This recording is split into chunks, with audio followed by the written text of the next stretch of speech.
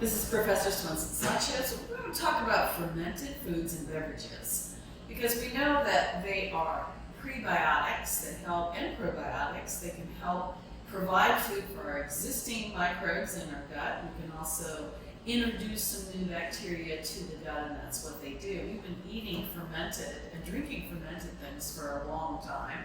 I'm going to first do a beverage. We're going to do kombucha, which is a tea, and we're going to ferment it with a mushroom we call a SCOBY. I'll get to that in a minute. But it's you can buy them commercially. It's expensive. It's just really a flavored tea. It will become carbonated at some point through this fermentation.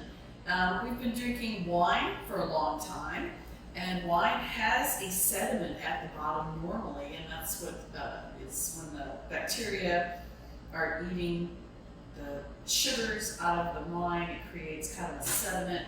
A lot of times we decant that before we bottle it for final sale because it doesn't look that fabulous. But this is an apple cider vinegar with the mother. We call it the mother inside.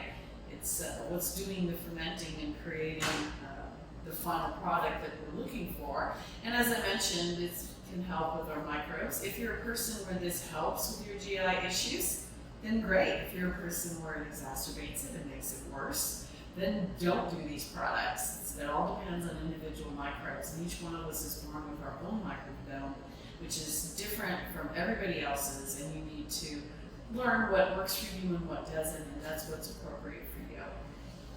So we're going to first start out with a tea. All you need is any kind of tea you want.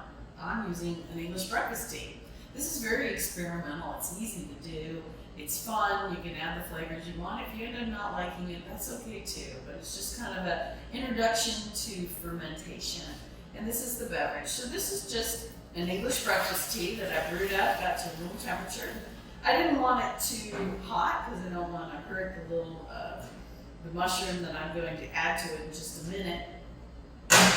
So this is from a previous kombucha that I've made, and inside is the SCOBY or the mushroom. It's probably very disgusting to a lot of people. You could probably eat it. It's been suggested we put it on compost when we're done with it.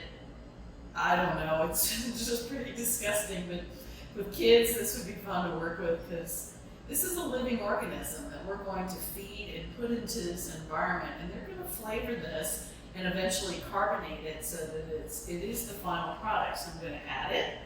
We're going to also have to give it some food. The food is either going to be sugars from fruits. I'm just going to use white sugar, but we have to feed the beast, as I like to say. I'm going to go ahead and add some sugar to it, depending on how sweet you like it. And we'll give it a little bit of a stir. Try not to disturb that mushroom that's at the bottom. I will put some saran wrap and rubber band around it and let it sit and do its thing. Basically, we're making this living organism live, and it's going to produce a beverage that I'm going to enjoy. So you can commercially buy it. This is a cola flavored one. When this is done within a week, we're going to go back and look at it, and then we're going to be able to add other things to it to get it carbonated, put it in a more air-secure environment, such as the glass with a top that we can secure, and it'll help create some carbonation, and that'll give it a fizz. But you can drink it unfizzed also. So that's how easy it is to make. You don't always have to buy the super flavored products, even though they are yummy. But this is kind of a fun project you can play with in fermenting a beverage.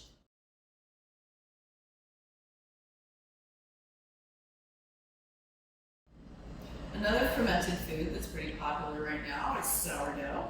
And sourdough is the help of yeast.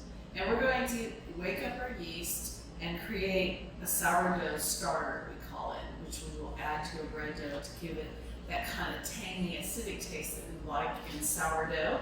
It was popular with pioneer women to make sourdough. They would carry the starter in a jar or a crock as they were crossing the plains of the United States, and they would share because it's very easy to make more of it and share with somebody else. All you need is flour, water, yeast, and some kind of food.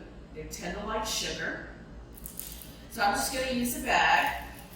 I'm going to add my flour. It can be all-purpose flour or bread flour. It's just a starter, and it's going to, we're basically having the yeast do their thing. The yeast will eat the sugar, the flour. They'll eat the sugar first. They'll like the warm water because it'll wake them up. Right now they're in a dormant stage, or they're hibernating. It doesn't even matter how much you even have to really measure. It depends on how we treat it, the environment that it's going to live in. So just add a little yeast.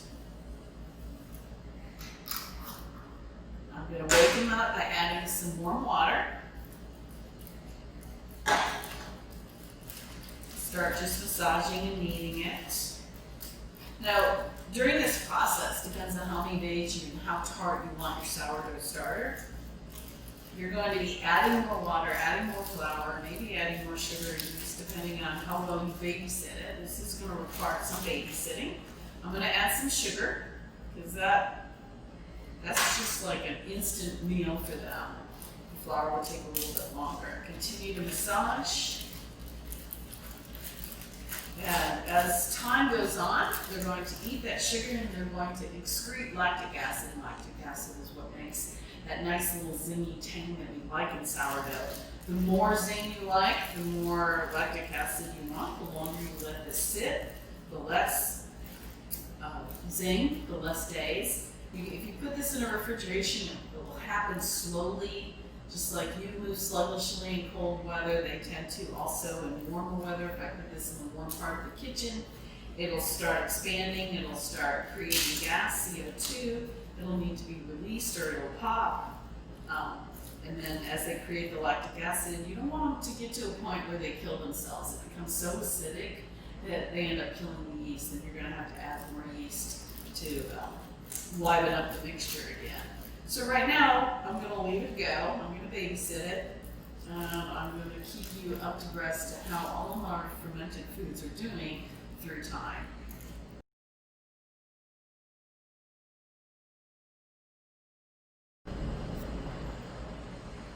Another fermented food that's popular in a lot of different cultures are things that we put in a brine and let age, and there's natural bacteria that are out in our environments, and they get in these products and we let them sit and age, and they become something like sauerkraut in the German and Northern Europeans.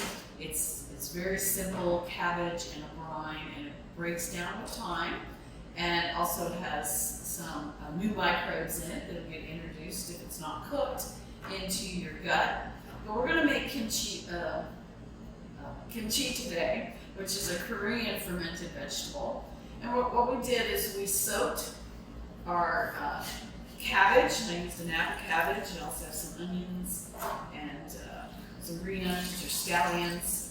I made it fairly small because the smaller you make the vegetable, the quicker it's going to absorb the flavors and do what it's going to do. But you'll notice a lot of them are fairly big and chunky. You can ferment a lot of different vegetables, but you don't want to ferment your soft vegetables. You just want to you wouldn't want to put cucumbers in here or tomatoes. You want to use the cabbage and maybe some root vegetables like carrots would work. We're going to add some carrots. Got some garlic in there. You've got scallions, garlic, and that salt water. You see me pulling the cabbage out of the brine, which is salt water. Salt water helps break the cellulose in those cell walls that are in the vegetables. Helps soften them. We get into that texture that we like. But we can do the soft vegetables. You can pickle cucumbers, of course, and we'll talk about that when I do a vegetable demonstration. So the cabbage is nice and soft. You want to break that cellulose by using the brine. The salt will help prevent any molds and mildews from growing on it. Now we get to season it. The seasoning, we're going to have regular soy sauce. If you have a soy intolerant, you could use the coconut aminos, would work as a good substitute.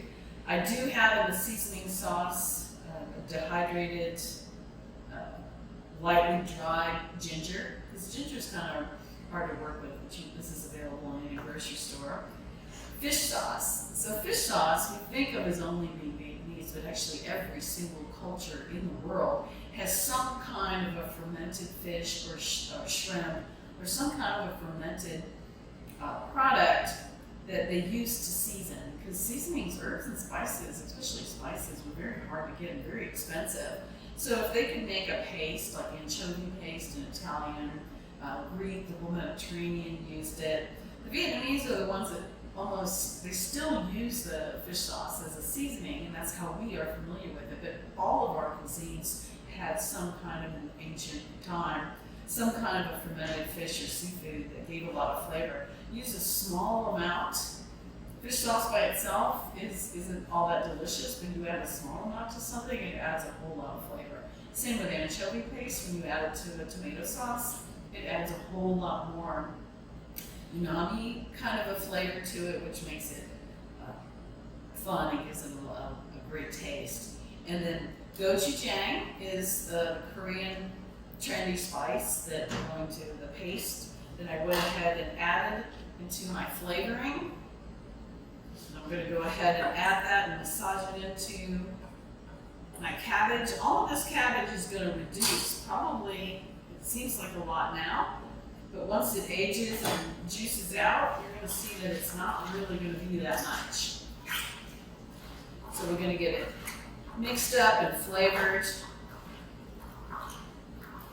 And then we're going to put it in separate little jars and containers. And then we're going to let it sit.